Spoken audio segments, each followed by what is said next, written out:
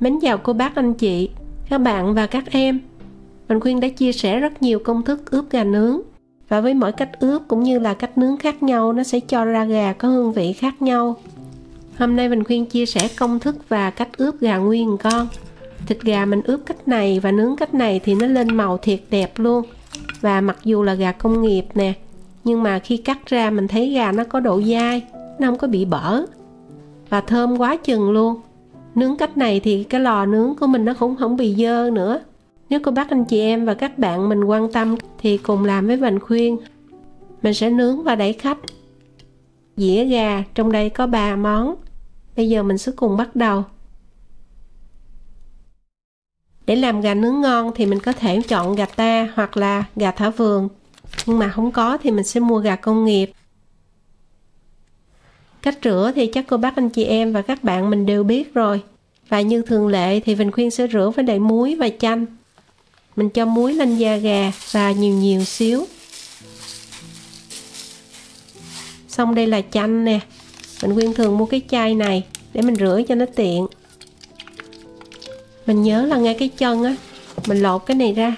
Rồi sau đó mình lấy cái tay mình chà lên da gà và cẩn thận. Cái muối này nó có thể làm rách da đó.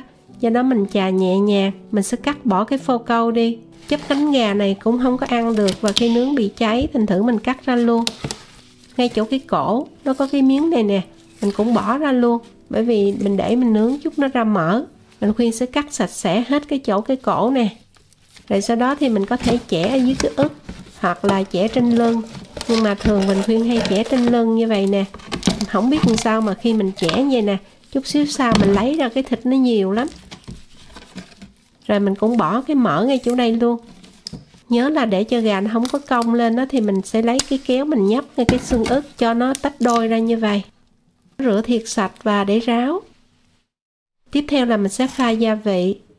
Gia vị sẽ có 1/3 muỗng cà phê muối, 1/2 muỗng cà phê bột nêm gà, 1 muỗng cà phê bột tỏi, 2 nửa muỗng cà phê đó là 1 muỗng cà phê, rồi 1/4 muỗng cà phê tiêu xay. Mình sẽ trộn đều. 1/4 muỗng cà phê bột ngũ vị hương. Nếu nhà không có con nít thì mình lấy bột ớt cay nó sẽ ngon hơn. Nhớ trộn cho thiệt đều rồi mình mới ướp lên gà. Và trước khi ướp thì nhớ lấy khăn giấy cái mình lau cho khô, thấm cái nước này đi để cho gà dễ thấm gia vị. Cả trong cái bụng gà mình cũng lấy khăn mình thấm khô luôn. Rồi mình sẽ rắc đều gia vị vô trong bụng gà. Sẽ rắc nhiều hơn phần da. Sau đó thì mình lật lại và cũng tiếp tục rắc ở trên da. Cái ức thì mình sẽ rắc nhiều hơn, bởi vì cái ức cái thịt nó dày, rắc nhiều cho nó dễ thấm. Nhớ lật lại và cả cái đùi, rồi cái cánh luôn. Để cho dễ thấm thì mình sẽ lật con gà ngửa lên xong mình xăm. Lấy cái mũi dao hoặc là cây xăm, cây xiên này nè, xiên thịt nướng đó. Mình Khuyên xăm đều lên cả cái đùi và đặc biệt là ngay cái chỗ cái ức. Mình đừng có sợ nó hư cái da, không sao hết, chút xíu nữa là mình nướng là nó không có bị gì hết luôn. Tiếp theo mình có 15 g tỏi nè, 15 g gừng, mình có thể xay hoặc là giã nhỏ ra. Mình Khuyên cho vô cái bao ni lông mình giã cho nhuyễn giống vậy. Rồi mình sẽ cho gà vô cái bao này luôn để mình ướp cho nó tiện. Mình lấy tay mình thoa đều cái gừng với tỏi giúp cho gà nó thơm. Rồi mình sẽ ướp ở đây trong vòng 15 phút. Tiếp theo mình sẽ pha hỗn hợp gia vị ướp. Sẽ có 2 muỗng canh mật ong hoặc là mạch nha cũng được. Rồi 5 muỗng canh nước tương. Mình Khuyên cho cái nước tương Maggi đó. Nếu mà mình cho nước tương khác thì có thể mình cho 5 muỗng canh rưỡi. Rồi 2 muỗng canh tương cà chua, tức là tương cà ketchup. 1/2 muỗng cà phê bột ớt. Sau đó thì mình sẽ trộn đều lại. Và gia vị này thì mình Khuyên đã làm nhiều lần, do đó cô bác anh chị em và các bạn mình đừng có sợ mặn. Rồi mình sẽ cho hết cái chén này vô trong gà.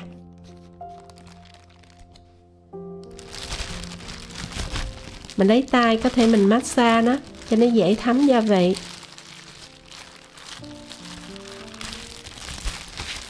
Mình lật qua rồi mình lật lại.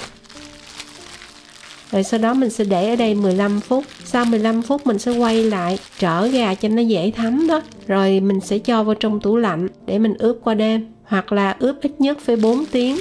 Nhưng mà thường mình khuyên ướp qua đêm là 8 tiếng trong tủ lạnh luôn. Mình sẽ cho thịt gà ra bàn bếp. Mình để ở đây chờ cho thịt gà nó nguội bớt, nó không có còn lạnh nữa. Mình sẽ chuẩn bị khoai tây ăn kèm. Khoai tây mình nên chọn cái loại cứng, tức là cái loại mà mình nấu được đó.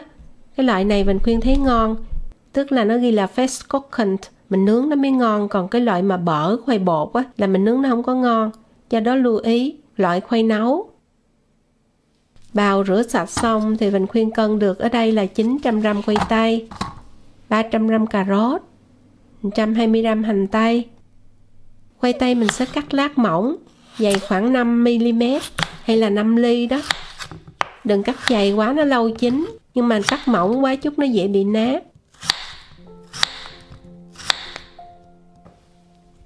Rồi cà rốt thì cắt 3 ly.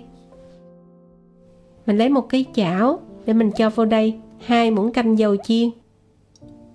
Hành tây tím mình cắt lát 3 ly. Tỏi thì 3 tép, mình khuyên cũng bằm nhỏ luôn. Mình cho hành tây tím vô trước để mình phi cho thơm. Và vẫn để lửa lớn luôn. Chiên cho cái hành tây nó bốc mùi thơm lên. Có thể đảo nhẹ. Rồi sau đó mình mới cho tỏi. Tỏi mình cho sau, bởi vì là tỏi nếu mình cho trước nó dễ bị cháy, mình ăn không có tốt cho sức khỏe. Rồi mình sẽ đảo đều lên. Hành tỏi nó có cái màu chuyển sang hơi nâu như vậy. Và nó tỏa cái hương thơm lên rồi. Lúc này mình sẽ cho tất cả cà rốt với khoai tây đã cắt vào đây luôn. Mình đảo nhanh qua trong vòng khoảng 1 phút hoặc là 2 phút cho nó thấm dầu. Rồi mình nêm 1 muỗng cà phê muối, mình múc lưng lưng thôi. 1/4 muỗng cà phê bột nêm gà. 1 muỗng cà phê bột ớt cho nó có màu đẹp. 1/4 muỗng cà phê tiêu xay. Rồi mình xào ở lửa trung bình. Và nếu như có cái lá thơm, tức là thyme á, thì mình cho 1 muỗng cà phê. Không có thì không cho cũng được luôn. Nhưng mà cho thì nó sẽ thơm hơn nhiều.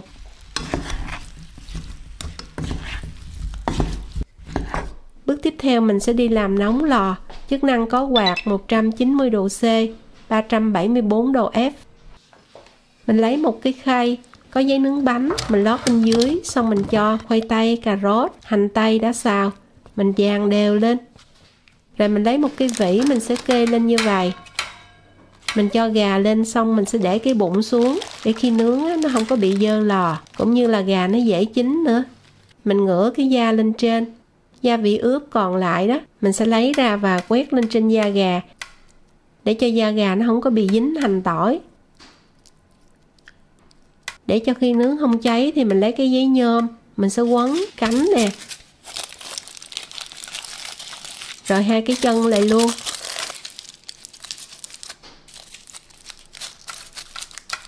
Và mình sẽ lấy một cái giấy nướng bánh, cái mình nhúng vào trong nước đó, mình vò lại, rồi mình đậy lên gà.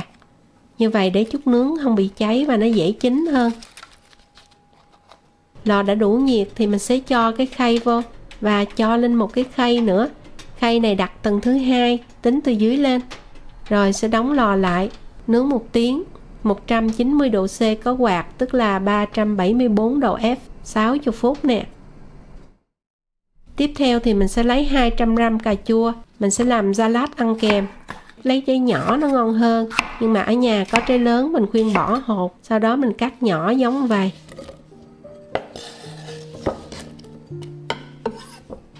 Dưa leo thì mình mua cái loại mà dưa nhỏ, nó giòn đó.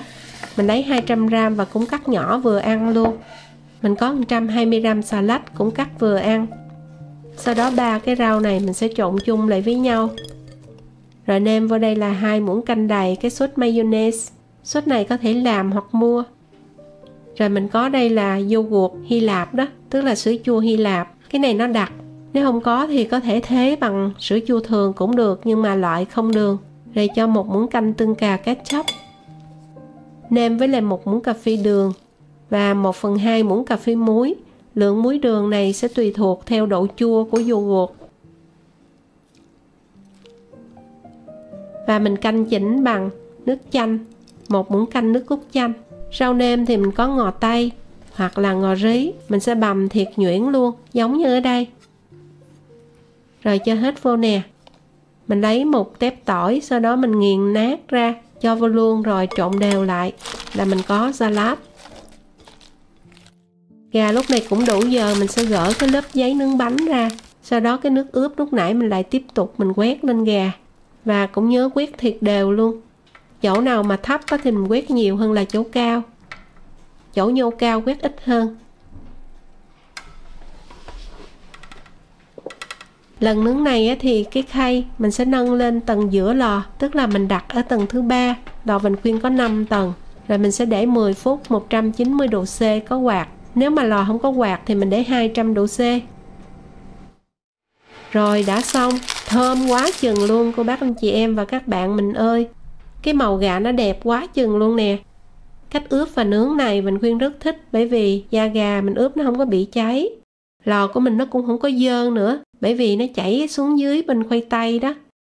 Thơm ơi là thơm luôn, mình sẽ ăn với lại bánh mì hoặc là mình ăn với lại khoai tây. Chờ cho hơi nguội thì lúc này mình sẽ cắt ra. Hôm nay Vinh Khuyên có khách thành thử Vinh Khuyên cắt liền luôn. Gà lúc này nó đang còn nóng. Nhưng mà nóng thì ăn mới ngon nè. Đó, nhìn thấy ngon ghê chưa? Cái thịt gà nó trắng và nó có độ dai, không có bị bở. Cái da gà nè, cái màu nó lên đẹp ơi là đẹp luôn. Mặc dù là cái gà này là gà công nghiệp. Mình sẽ chia ra làm 4 nè. Cái đùi gà hấp dẫn ghê chưa? Có ai thích không nè? Nếu mà thích thì vào bếp làm cách này luôn. Khi nhà có khách hoặc là cho gia đình cuối tuần, cho thường ngày cũng được nữa. Nếu mình ăn theo kiểu của người nước ngoài là mỗi người là nửa con gà. Mình khuyên mến chúc cô bác anh chị và các bạn cùng gia đình có thêm cách ướp và cách nướng gà mới, thơm ngon màu đẹp. Cách làm salad thơm giòn để có những dĩa gà, một món ngon đãi khách. Chúc nhà mình luôn nhiều sức khỏe và đừng quên đăng ký kênh cũng như là bấm like, để lại bình luận cho Vinh Khuyên. Vinh Khuyên cảm ơn cô bác anh chị em và các bạn đã coi đến cuối video này. Bây giờ thì xin chào tạm biệt và hẹn gặp lại ở video kỳ tới.